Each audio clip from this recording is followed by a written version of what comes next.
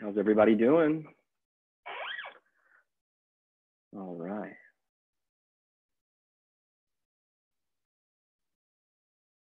Cool. All right. Well, it's 4:01. Let's start. Hi, everybody. I'm going to introduce myself. I know normally there'll be somebody else here to do that, but my name is Jorge Gonzalez. I'm the director of operations at Roadmap Writers, and it's been really cool. I've been there for about 14 months now, so it's crazy how quickly the time flies. It goes by so quickly, but it's been an awesome time. It's been an awesome experience working with the Roadmap team, getting to better know Joey and of course Dorian and Alex, Brandon, and the whole team there, and Brianna. Can't forget Brianna. So a little bit about me is initially when I first set out to sunny Los Angeles, I always had aspirations of wanting to be a producer. And so I figured, what is the best way to learn how to produce? Well, naturally, that has to be writing, right? And so, however, as many of you know, writing is not for the faint of heart. It's very tough, and it is not something that happens overnight.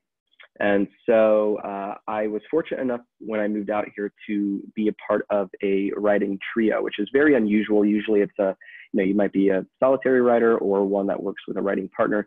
We were a writing trio, and we found that working in the comedy space, it was something that actually served us really well. We were all very like-minded, had the same comedic sensibilities, and it was essentially like we had a little mini writer's room constantly going. And so it worked really well for us. So we wrote a pilot, and we quickly discovered that everybody had a pilot. And so this was around 2006, 2007.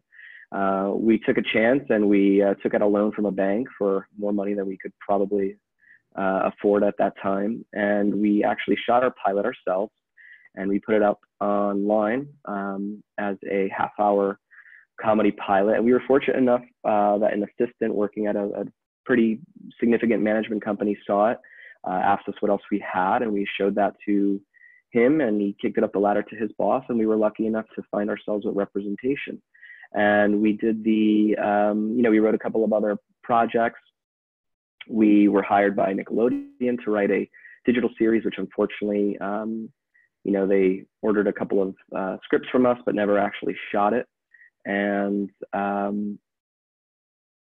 but it was a really great experience. And through that process, in working closely with a development executive on that project, I really saw the value in development, and it was something that I wanted to do and learn more about. So all while I was writing, I was working in a bank, segued to working at a production company, and just worked myself up the ladder there, starting off as an intern to an assistant, and then eventually to becoming a creative executive.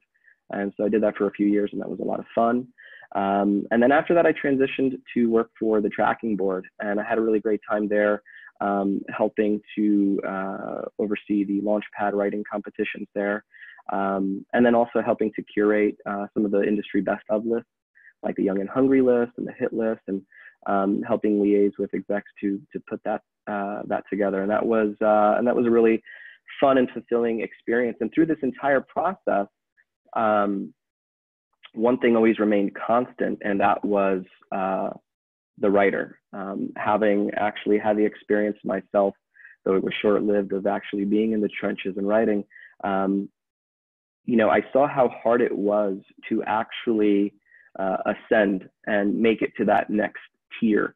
And I constantly was reading material and coming across scripts that I absolutely loved, and voices and that I discovered that were like, wow, these people are incredibly talented. And so through that process, I realized that working and serving as an advocate for writers and being a part of a platform that can help discover and break new writers was something that I found incredibly fulfilling, and something that I sort of realized that I was actually fortunately pretty good at. And I had an opportunity to connect with Joey Tuccio, who, for those of you who may not know, is the CEO of Roadmap Writers. He's a delightful person, a larger-than-life character, a lover of dogs. If he hasn't already, he'll probably try to get you to adopt one or rescue one.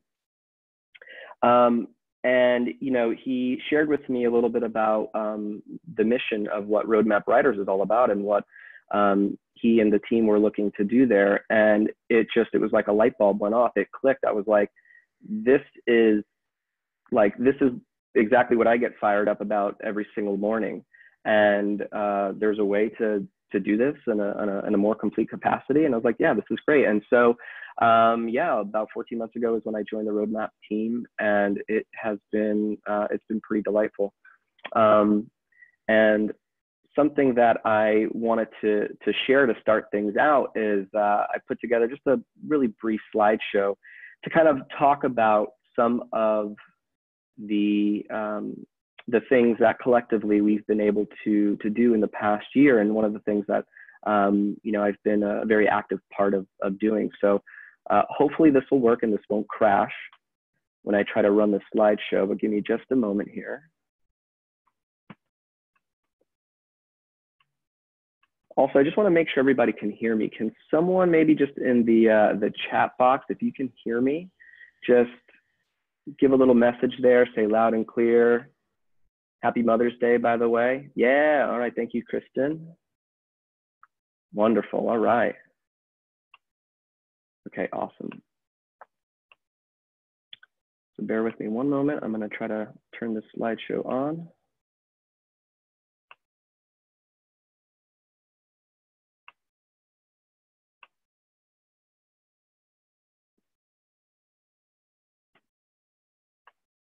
All right, so let's share my screen.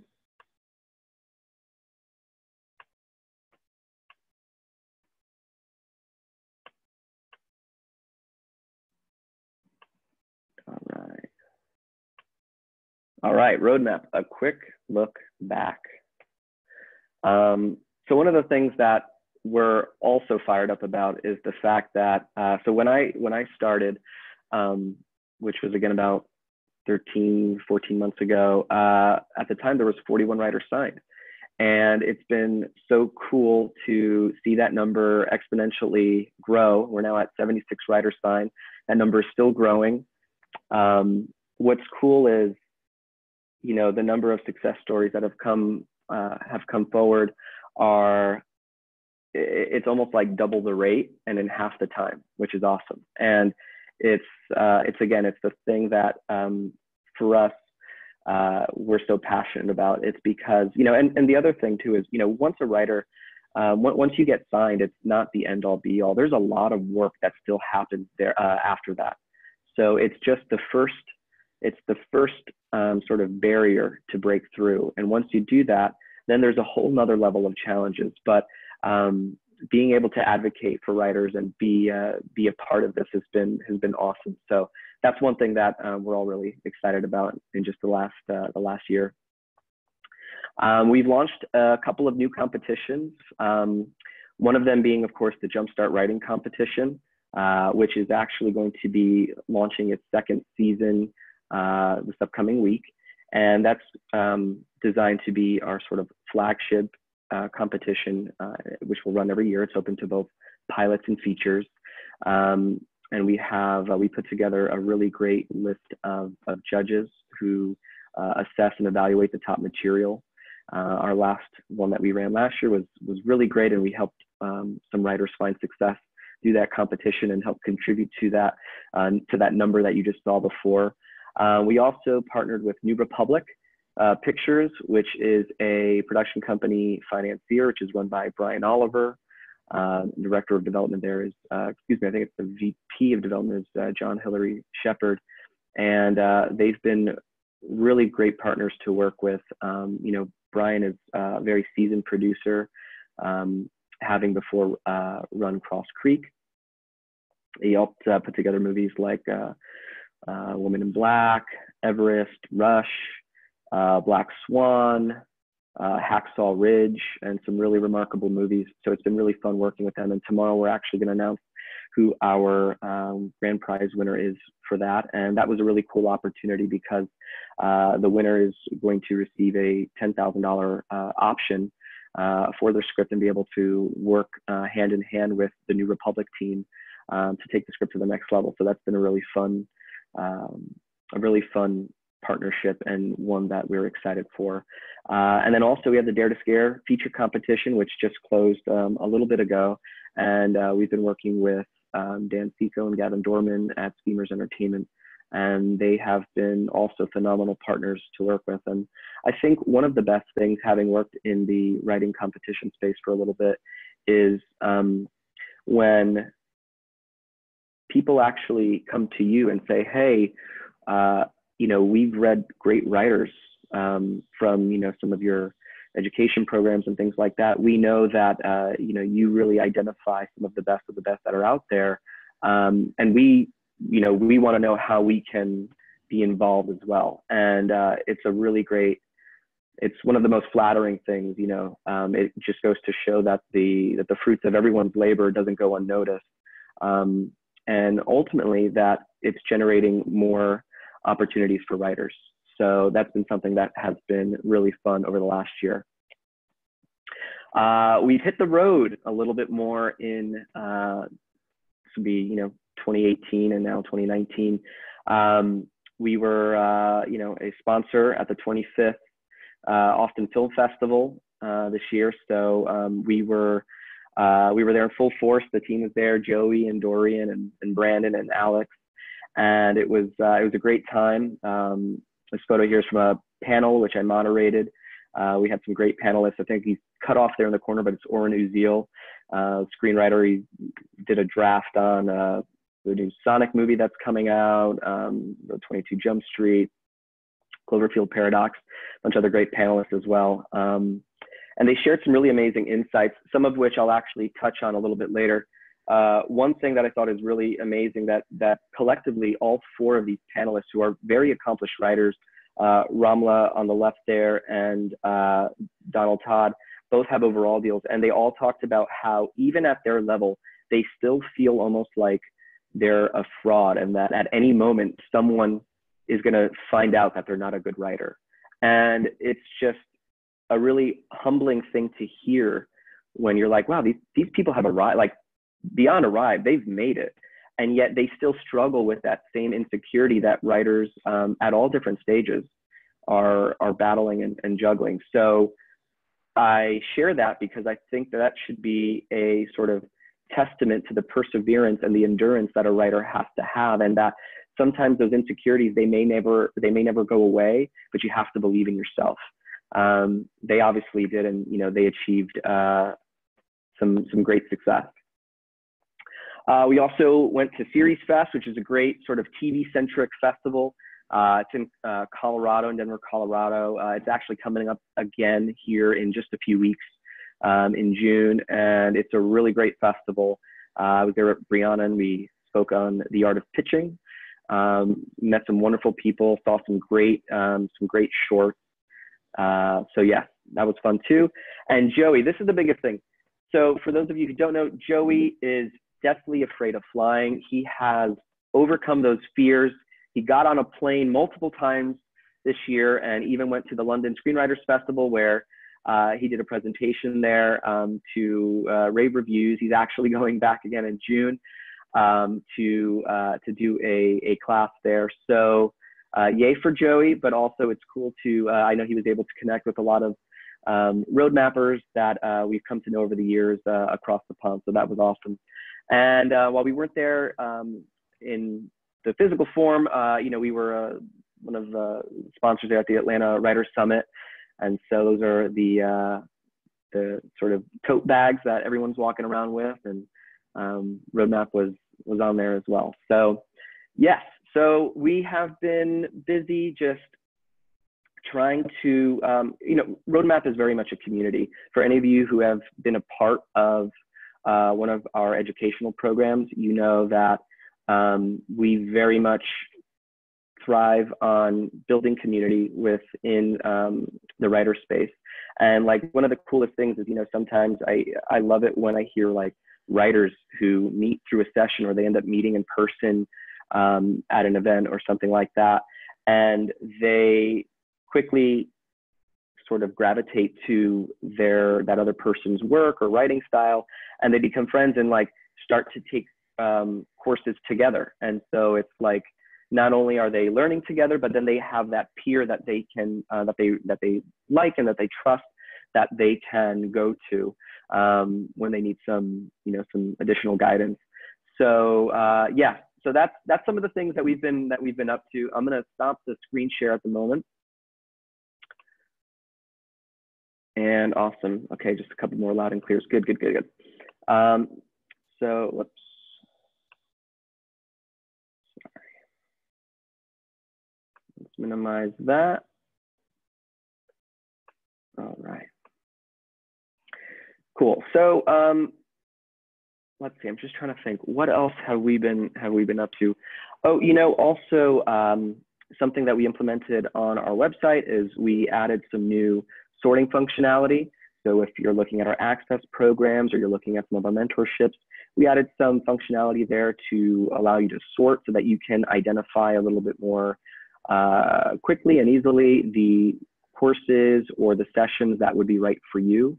So that's something that, and we're still looking to find more ways to make little enhancements like that, just to make things and the experience for our writing community a little bit better. But one of the main things I wanted to talk to you about today is just to talk about writing competitions on a larger scale. I've been in the writing competition space for now probably like seven-ish years, and I've had an opportunity to get to know a lot of other folks who run competitions, and that's people from Page and the Austin Film Festival and so on. And a lot of people say, why do you do a writing competition? And really, one of the main reasons is it's to help create a platform for discovery, right? And really to create and generate new opportunities for writers. Industry representatives, industry executives are inundated with material constantly, day in and day out. And so they need a way to help filter, if you will, the scripts and the material that are out there, the writers that are out there. And so by having a writing competition, it serves as a way for that to happen. And also it allows us at Roadmap, specifically us, to leverage the industry relationships that we have through our educational programs and help introduce more writers to industry professionals that can potentially change the lives of some of our writers. And for us, like I said before, that is ultimately, that's our goal, is we want to do that as often and as quickly as we can, is try to help discover new writers. So then I also get asked this question a lot, and as you've probably heard this too, are writing competitions worth your time? It's a fair question, right? I say yes. And I know, I've heard some podcasts, I know Script Notes did a podcast where they specifically mentioned that they don't think writing competitions are worth it. And look, to each their own, but I agree to disagree. And that's because, again, if you are just writing and not sharing your material out there, if you are not seeing how you stack up compared to a number of other writers that are out there, these are your contemporaries, then there is going to be no way for you to break through that clutter. And having a really great piece of material be a part of a competition that is supported by major industry judges, from companies that represent some of the best writers in the business, that make the best TV shows in the business, that make the best films in the business, that's going to, in the long run, help serve you well to stand out and to get noticed. Is it the only thing you should be doing? Absolutely not. You need to constantly be finding ways to get yourself out there. Whether that's even being part of writers groups. Sometimes writers groups also have industry contacts that you can connect with. Going to festivals, and I'm going to talk more about that, but giving yourself an opportunity to meet industry professionals is another great thing.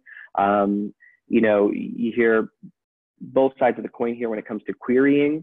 I recently just did an interview with a writer who was talking to me about how he got his agent through a cold query, and that he has gotten an agent twice through a cold query. So it can happen that way too. Following people on Twitter, and when they offer to read someone's scripts, like engaging with people on social media is another great way. But I do think that writing competitions can serve as a really good way to be a part of the things that you do in your tool belt to help advance you to the next stage in your writing career. And now with that, are all writing competitions created equal? And the answer is absolutely not. At any point in time, actually earlier today, I was just curious. I went on to Film Freeway and searched for screenplay specific writing competitions to see how many are just currently open. And it said 625. So that's a lot, right? It's like, where do you begin? And that's a fair question. And really what you need to do is, like anything else, you should do your research. You need to do your research. And you need to identify the ones that matter. You could always do a very quick search and find, a list of like the top 15 or the top 20. There might be certain criteria why some competitions may or may not be on that list. So just make sure you thoroughly read that as well. But really going back to what I was saying is, you want to know and understand who the judges are.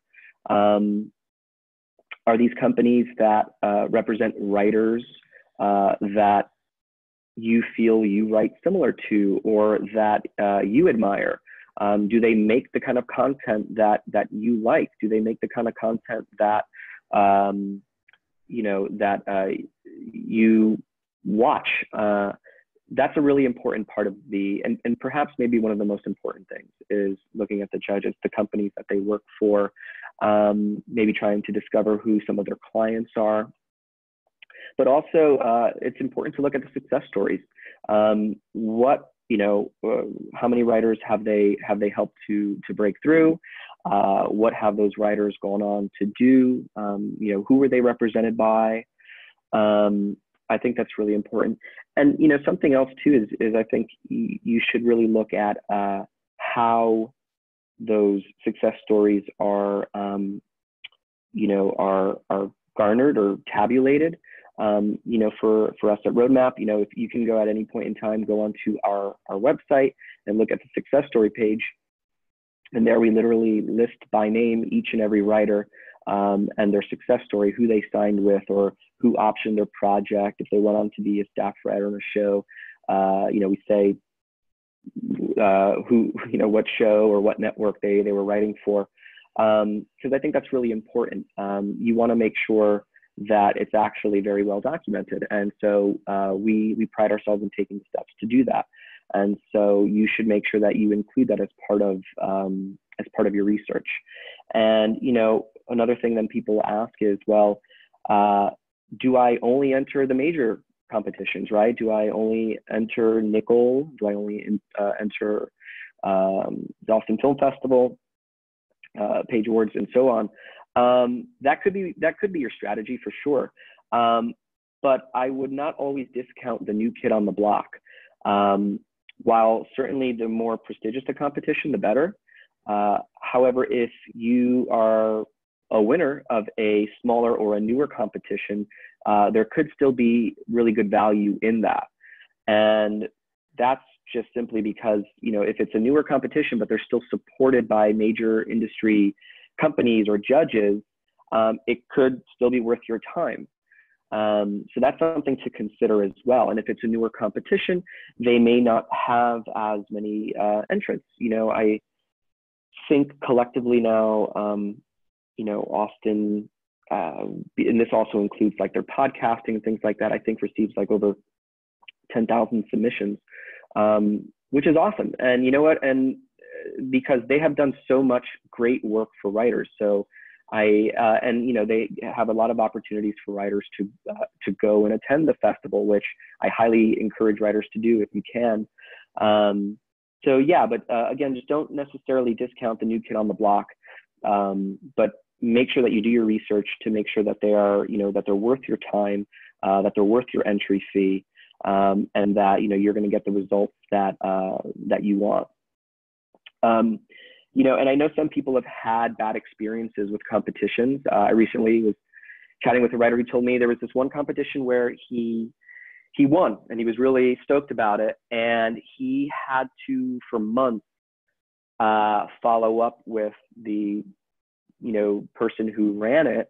And that, he eventually got what he was promised, but it was after a long period of radio silence too, and he just became increasingly frustrated.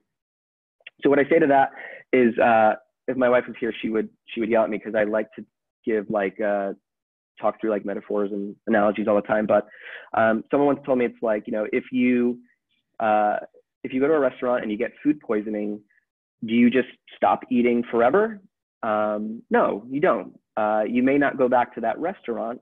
But you quickly identify that that place probably, there's a reason why you shouldn't go back there. But that you're going to have other great meals. And so if you've had one bad experience at another competition, I'm sorry that you had that experience, but I hope that you're able to learn from it now and then make sure that you you do your due diligence, that it's going to be worthwhile when you do decide, if you do decide to enter another one. And also, talk to you're part of a writing community. Talk to other writers out there. Ask them, hey, what was your experience like with this competition? Did you have a good experience? Were they responsive to you? Things like that. And I think that that's going to be really, really valuable. And it's going to give you confidence that when you enter something that you're going to know, hey, you know what? I'm really putting my best foot forward. Something else I wanted to talk about, we're just managing expectations, right? When you're entering a competition, what are you hoping to get out of it, right? When you enter, are you looking for a cash prize? Are you looking to get representation? Are you, more focused on getting meetings with industry executives? I think that that's something that should help inform you on which competitions are going to make the most sense for you. Our competitions traditionally don't offer prize money. We did one for the Dare to Scare. We're mainly focused on helping to get writers in front of industry executives. And that could be, depending on where a writer places, that could be with virtual meetings, it could be in-person meetings. We find that those are the most valuable, and that as a writer, you're able to start building those industry relationships, because sometimes, your success story may not necessarily happen overnight. Even if you win a competition, it may not happen overnight. But if you have a strong industry relationship with executives, that could lead to other opportunities for you. And eventually, if representation is your goal, that might lead to that goal as well. So be mindful of that when you are entering these competitions and figuring out what you are hoping to get out of it. And as far as I was speaking to this before, standardized testing in school, unfortunately, I was never good at standardized testing, though I always did well, is a great way to sort of see where you stack up amongst the writing community at large.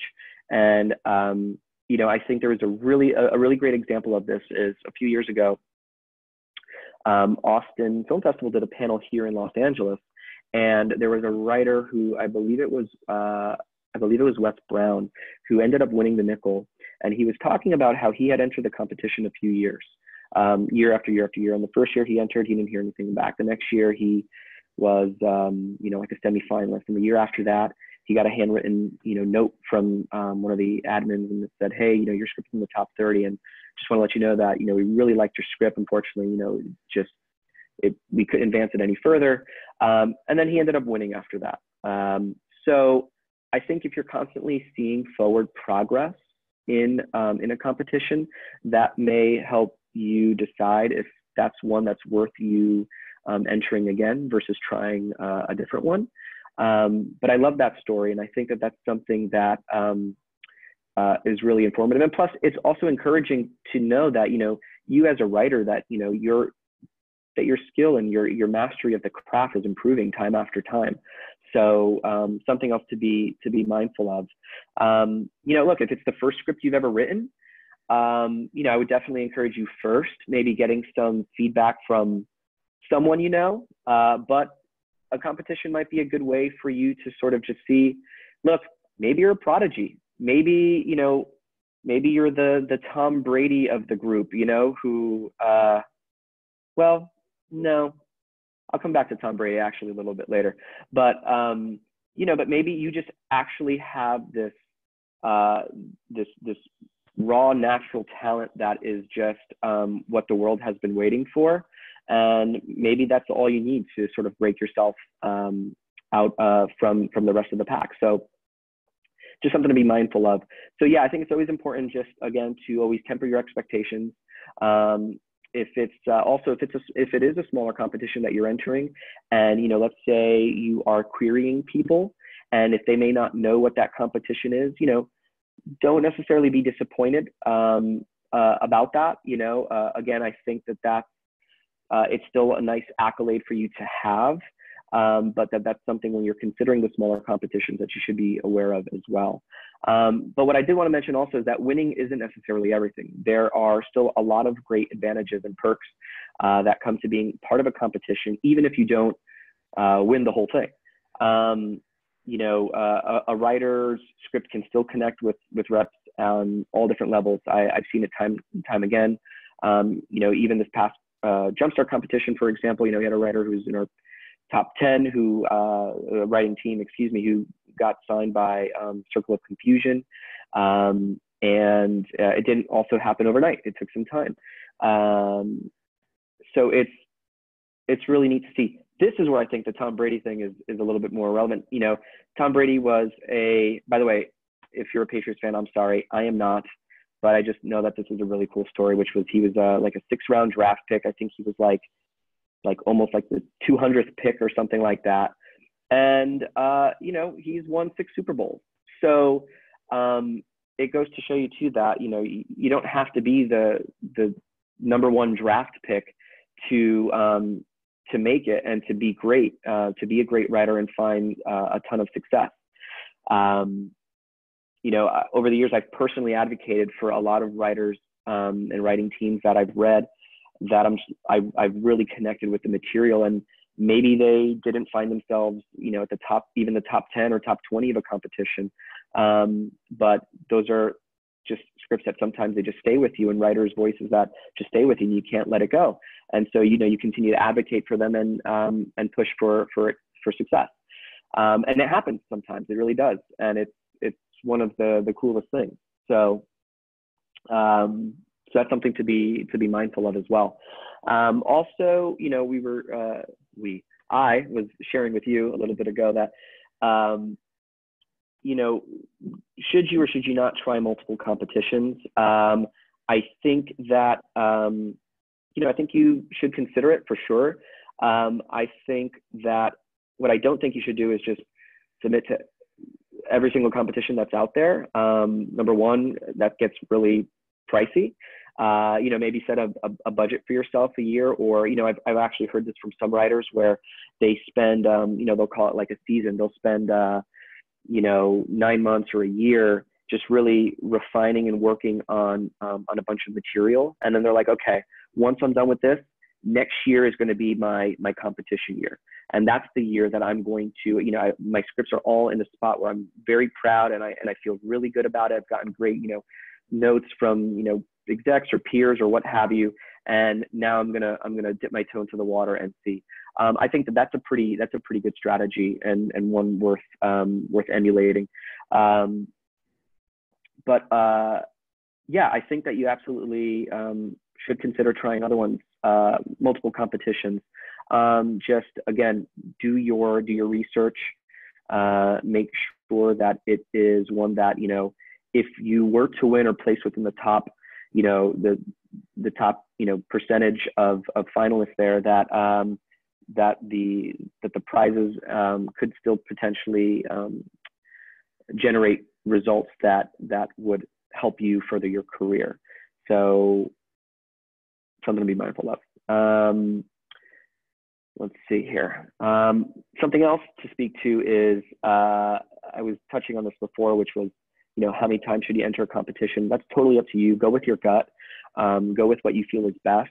You know, if a competition still continues to offer the same high value judges and prizes and are still generating the same sort of high value success stories, that might be worth one you considering to, you know, to enter in, you know, on another occasion. Now I kind of want to speak a little bit to how to put your best foot forward. And some of these things are going to sound like kind of obvious, maybe some others not so much. But, you know, until I speak on representation a lot, and that's because from a lot of the writers that I talk to, the vast majority of them who are emerging writers want to find representation. But until that happens, you are your own manager. Nobody else, it's just you. And you need to take pride in your work. And that means by doing some of the tedious things like reading the rules for a competition, you know, beginning to end, making sure you've proofread your work. You know, a lot of competitions, once you submit, they will not allow a resubmission. And so, you know, you want to always make sure that you're putting your best foot forward. You know, I say that deadlines are a good way to help motivate you and keep you on track, right? If you're like, okay, I want to enter this competition, but I want to do some touch-ups. That's great. But you always want to make sure you're putting your best work forward. If, you know, with deadlines, right? Sometimes a deadline, you know, there might be an extra $10 for the submission fee. But what I always say is if your best work is 10 days away or 15 days away, then that 10 extra bucks, it might be worth it. It might be worth it for you to take that extra bit of time and not rush it to the finish line. Make sure that you have something that you are incredibly proud of, that you're confident in, and that you know, you're not going to have any second doubts or thoughts once you click submit. Yeah, so making sure that you read the rules, understanding the formatting of your script is a really important thing. You know, when writers cheat on the margins, we know we read a lot of scripts, you know, read hundreds of scripts each and every year, and have been for a number of years. It's, you know, you can open it up and pretty quickly tell who's trying to, you know, cheat the margin. Also, I personally am an advocate for getting feedback notes. I think it's good to understand what the person who's evaluating your material is thinking, and hopefully, you know, and everyone does their sort of feedback notes differently. So make sure that you're reading thoroughly on what exactly their version of feedback notes entails. We use the term feedback notes because we want to make it clear that it's not the same as coverage.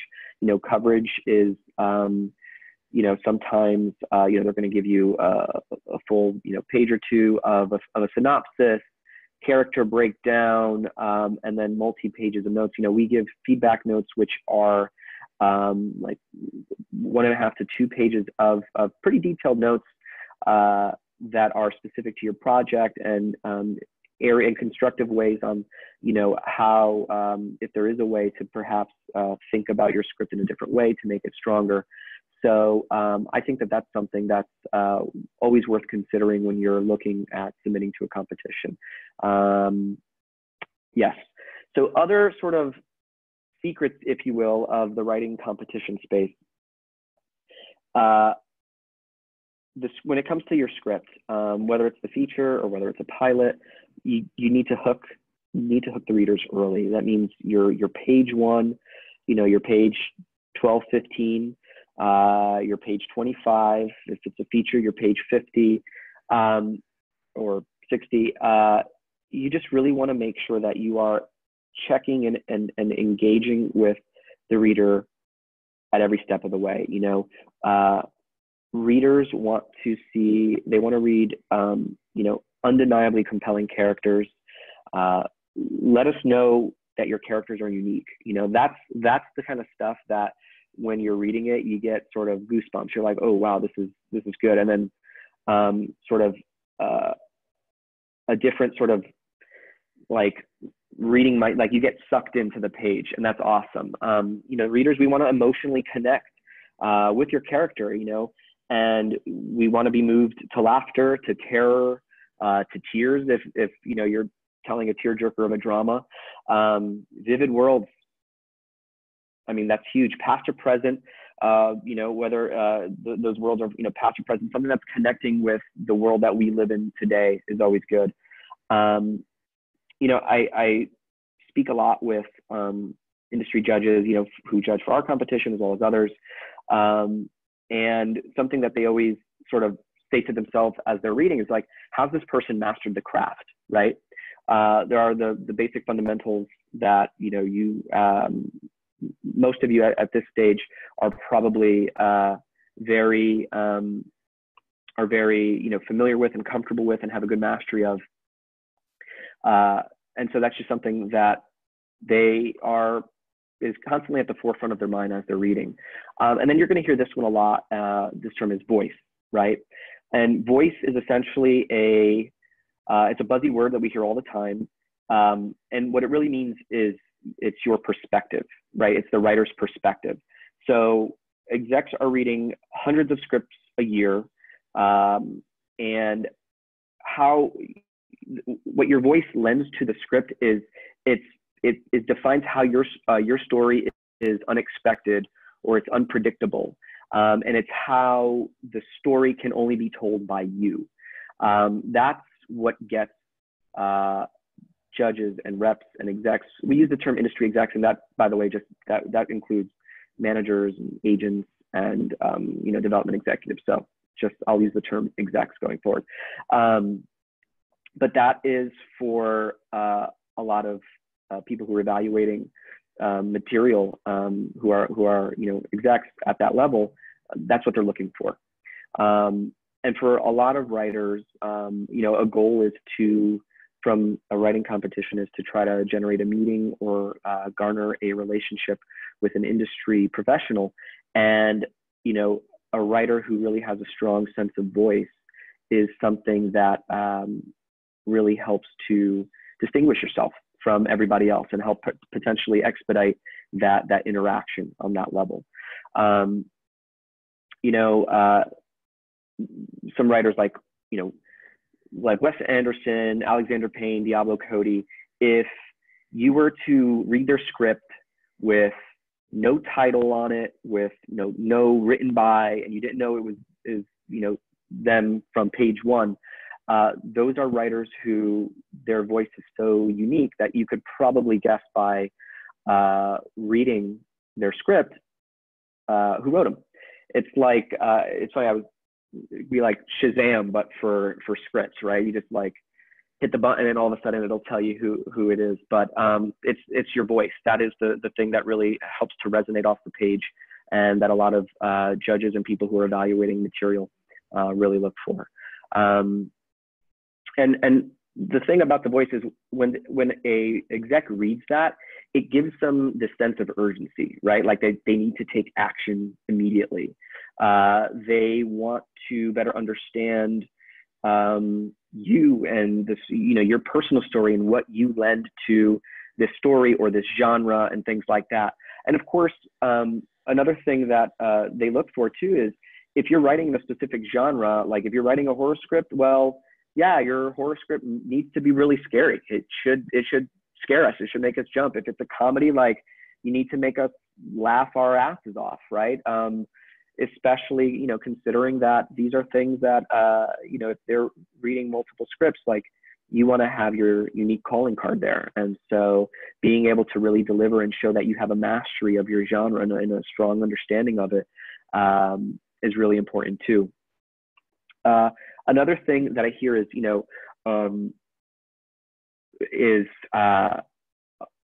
something that judges tend to notice right away is heavy prose. So scripts that are very densely written.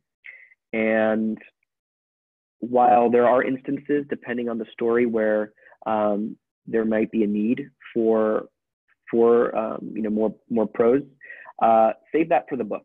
If you want to go really in depth with those things, book is a great medium for that. But we also have to remember that there are part of reading a script is there's the whole sort of imagination process.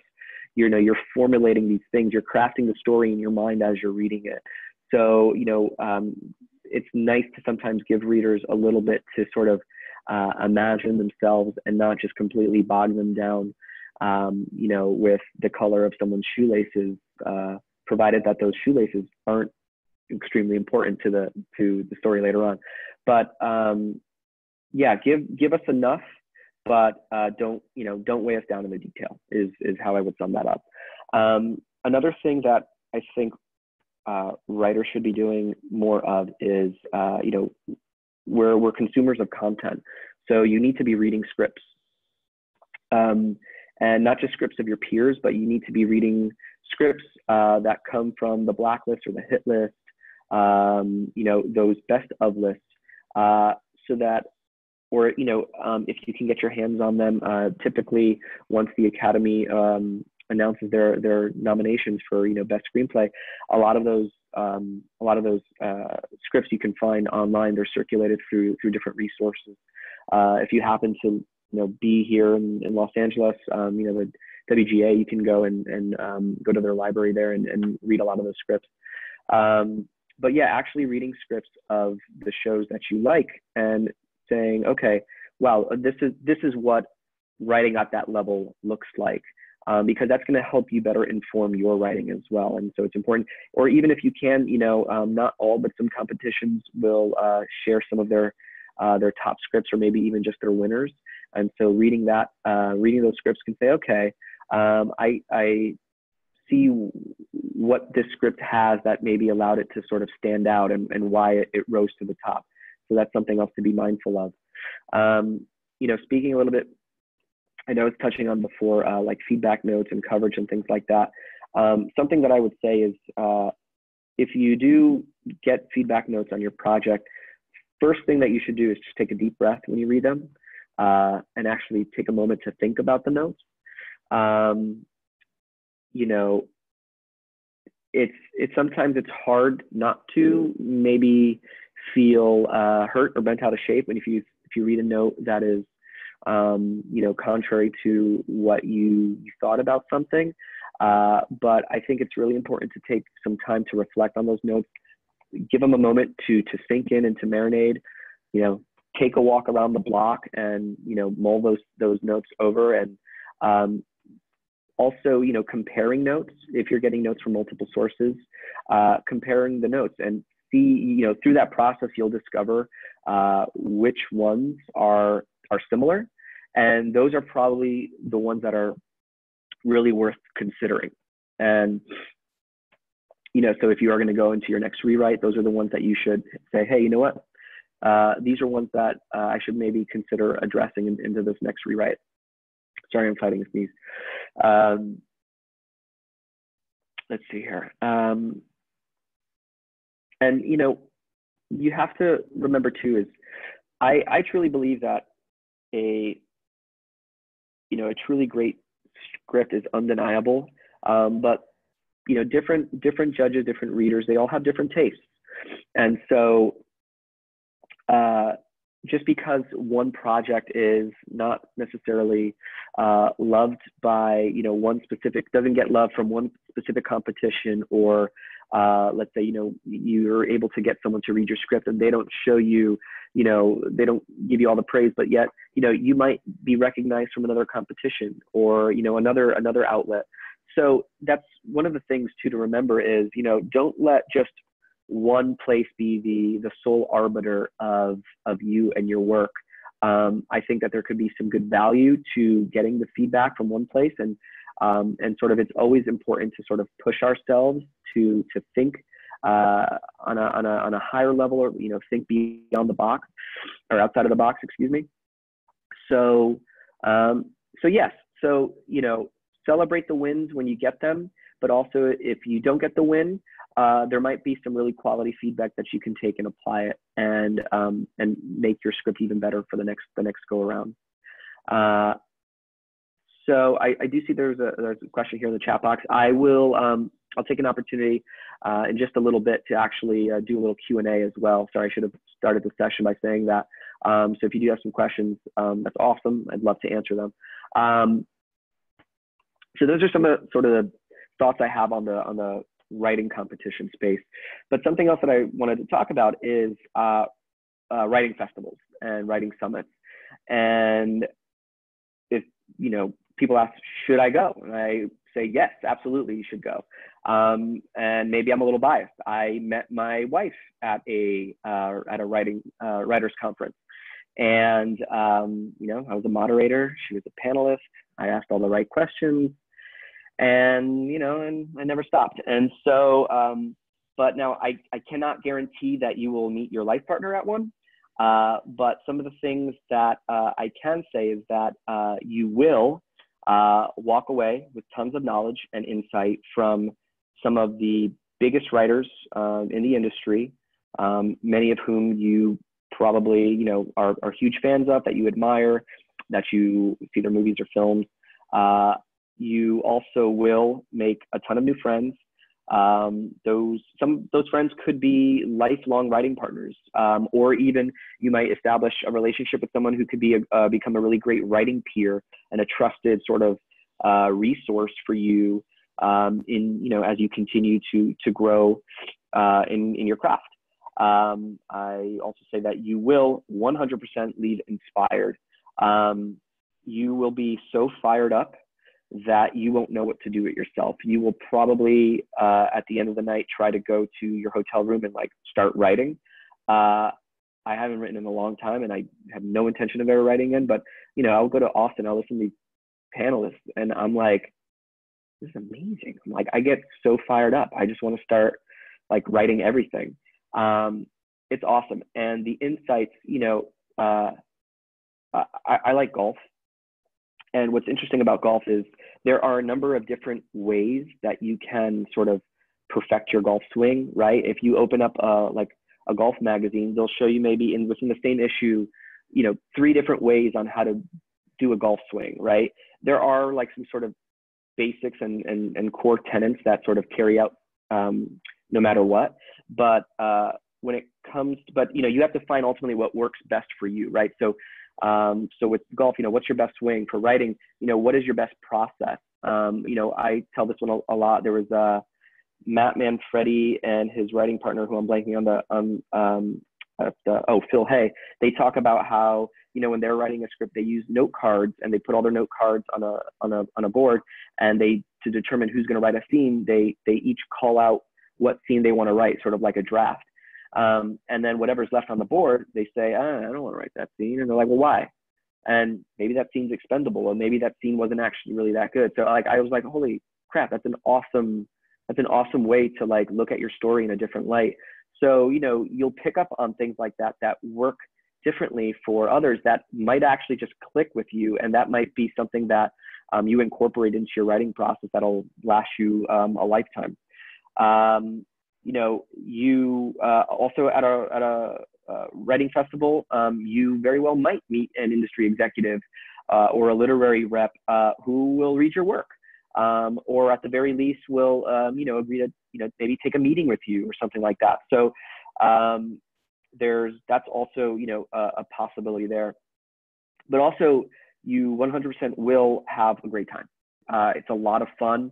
A lot of times, you know, you're running around going from session to session to session, but it's really great. And I think the most important thing that, you know, I always remind people is, as great as all those things are, it's once you learn all that, it's how do you apply it?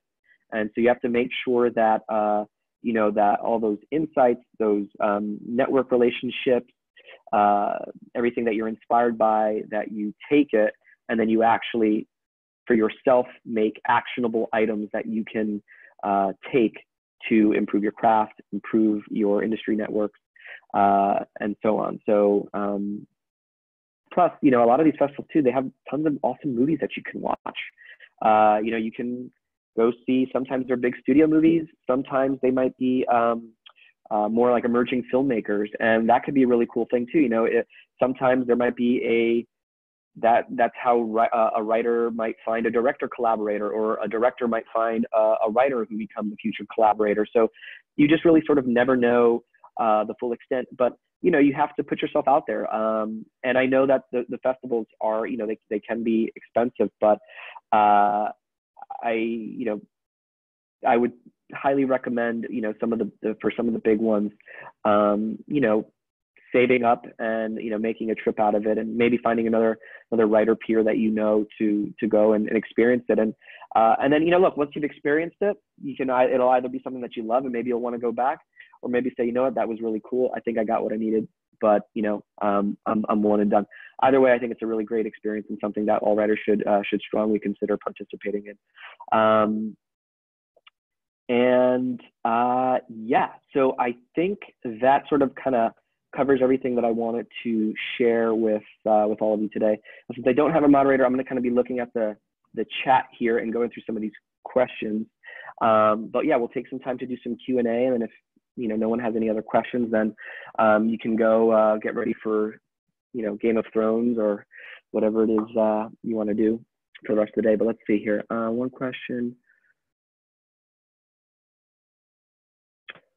Okay, so I'll read the question here, which is, most contest day scripts can't be optioned before results are announced, but what if you have plans to self-produce and have crowdfunding in place before results are announced? Any ideas about that gray area? Yay, GOT.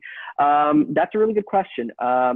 For some competitions, they are, if the work is optioned, that might be a non-starter.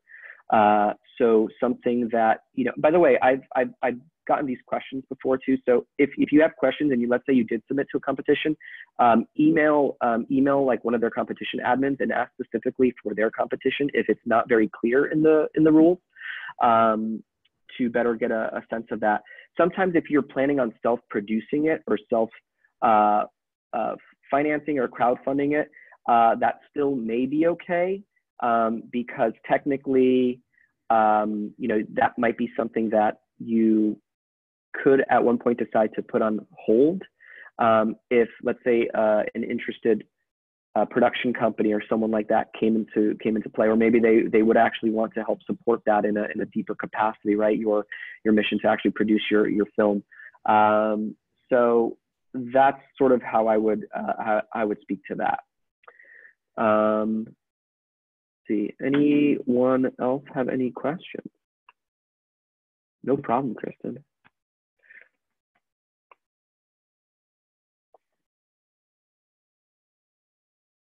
Yeah, so competition that asks for spec scripts. I think that's a really good question.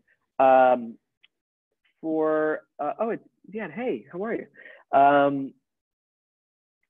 I think that those for typically where those are going to be very valuable is for like fellowships and for certain writers labs that are usually hosted or put on by networks or studios, which you know, I didn't speak to, but I think that those are all really great avenues for writers to explore.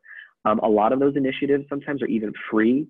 I don't know if Imagine Impact, if there's a fee for theirs, but I think that's another one that's, again, speaking to things that are just sort of new and coming out. Like, I think they just closed Imagine Impact 2, and they're going to be, I think, very soon doing Imagine Impact 3. That's another great one. I mean, they're obviously connected with Imagine Entertainment and a bunch of other industry professionals. But yeah, those spec scripts, I think typically are very good for those types of fellowships or writers labs. A lot of competitions, like I know the competitions that we do, we don't actually accept spec scripts because for us, we really want to see your unique story and voice. Because in terms of trying to help gain you know, industry attention from reps or development executives, that's going to, an original script is going to work and serve much better for you than that. And also something else that, if you are considering writing a spec of something, think about, there are, I think, Paper Team, which is a podcast, great guys that run it. I think they're the ones, as a few others, put together a sort of a list of what shows, if you are speccing for one of these fellowships, of what ones you should do. Because there is sort of like a strategy to it, right? You want to think of a show that is very sort of like zeitgeisty, that's like in the now. You don't necessarily want to do a show that is probably off the air or something that's like on season 7. And the reason being is because chances are that they've already received a lot of scripts, a lot of spec scripts for that show already. And like, it's just a little more challenging to kind of present a fresh idea in that area. So that's something else that you should do your homework on. You know, it was really cool years ago. There was a writer who, and like this was like, they were telling me about, this was like what Homeland had only been out for a little bit. And they're like, oh yeah, Homeland, it was a hit show. And they're like, yeah, I'm gonna do Homeland episode 0. So it was like doing a reset, like taking things like a step back, like what happened before everything kicked on. Or someone else did this really cool mashup of like Law and Order and an episode of Luther, which was so cool. And like they actually grounded it in some dialogue that happened in a real Law and Order episode. And I was like, that's pretty genius. So, also there might be a very unique way to find a cool thing, a cool way. But you, again, read the rules, make sure that that's something that they would even consider for something like that. But that's how I would say that's what I would say on that front. I mean, I think 86 pages is a great length. I think it depends on the story. I think a lot of comedies or action scripts, thrillers, horror scripts tend to be in that, like right around that 90-page mark, or 90 and change. Most competitions have a limit of 120 to 130. Look, I think most stories, your stories should be able to be told within 120 pages, or very close to that.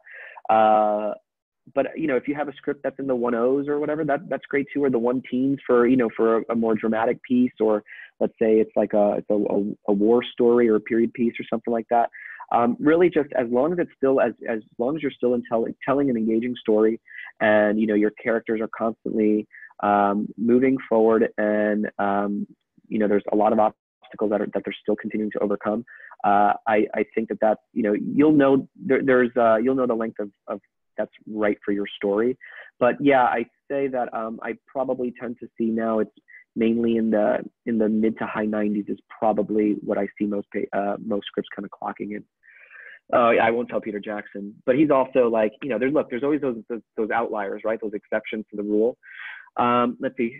Hey, John. Oh, what's up, John? Recommend entering competitions to vet new material and get a sense of how much needs develop. It's better to not enter a script until it's, that's a really good question. I know earlier I spoke to the fact that I personally think you should always put your best foot forward. And what I mean by that, though, is even if it's a new script that you're working on, like I meant like sort of make sure that you are looking for typos, making sure your formatting's right, that sort of stuff. That's the way to put your best foot forward. But yeah, I think that sometimes having a script that you've done extensive work on is a great way, because now it's like, all right, after you've done so much work to it, like this baby is either gonna take its wings and fly away and generate something great for you, or maybe it's time to consider a new piece of material. Sometimes the thing that's most interesting is sometimes the script that you think is going to be the one to break you out of the clutter is not the one that you think. I've seen a bunch of writers who I've read a script of theirs and I'm like, this is amazing, and saying, hey, rep, like, I love the script, read the script, the script's amazing. Or, hey, like, development person, read the script, I love the script.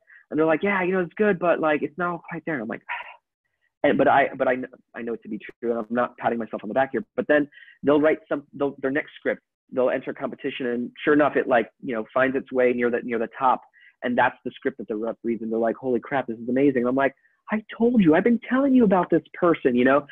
So sometimes, yeah, it is good to test out new material, but just make sure that your new material is still, you know, that you still are vetting it and reading it and proofreading it and all that good stuff.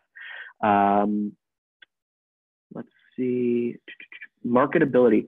You know, I think that's a really good question.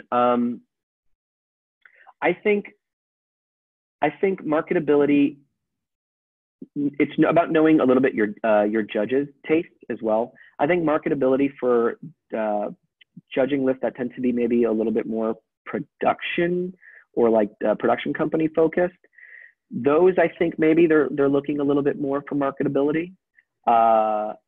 Or if there's like an agent on the list, they might be looking a little bit more for marketability, because they're like, okay, can I take this piece of material? Can I turn around tomorrow, call up X amount of people that I know that fit this world, and can I maybe turn this into to a sale? Yeah, I think that is something that is a factor. You know, I think it's a factor in all competitions to a certain degree, but I think in other competitions, it is probably weighted a little heavier.